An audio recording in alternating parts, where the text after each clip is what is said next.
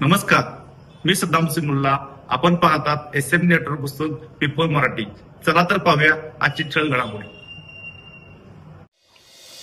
कर्नाटक राज्यातून महाराष्ट्रात गुटख्याची अवैध वाहतूक करणाऱ्यावर पोलिसांची कारवाई.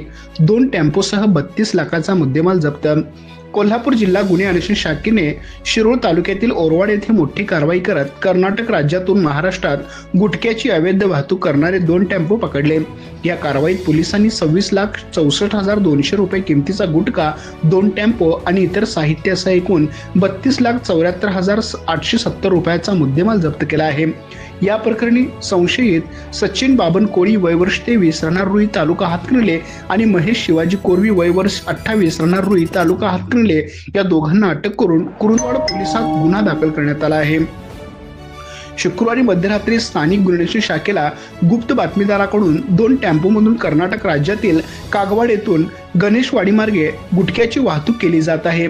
या माहितीच्या आधारे पोलीस निरीक्षक रवींद्र कळमकर यांच्या पथकाने तात्काळ ओरवाड येथील गणेशवाडी रस्त्यावर सापळा रचला. पोलिसांनी संशयित टेम्पो क्रमांक MH51C0981 आणि टेम्पो क्रमांक MH51C0811 अडवून तपासणी केली. तपासणीत या दोन्ही टेम्पोमध्ये मोठ्या प्रमाणात सुगंधित गुटखा आणि तंबाखूजन्य पदार्थ मिळून आले. जप्त केलेल्या गुटख्याची किंमत 26,64,200 रुपये इतकी आहे. जिल्हा पोलीस प्रमुख योगेश कुमार गुप्ता यांच्या मार्गदर्शनाखाली पोलीस निरीक्षक रवींद्र कळमकर, पोलीस उपनिरीक्षक शेष मोरे, पोलीस अंमलदार ज्ञानू कुंभार, सागर माने, विशाल चौगळे, सागर कांबळे, महेश खोबरे आणि महेश खोत यांच्या पथकाने ही यशस्वी कारवाई केली. आमच्या प्रतिनिधीसह पाहत रहा.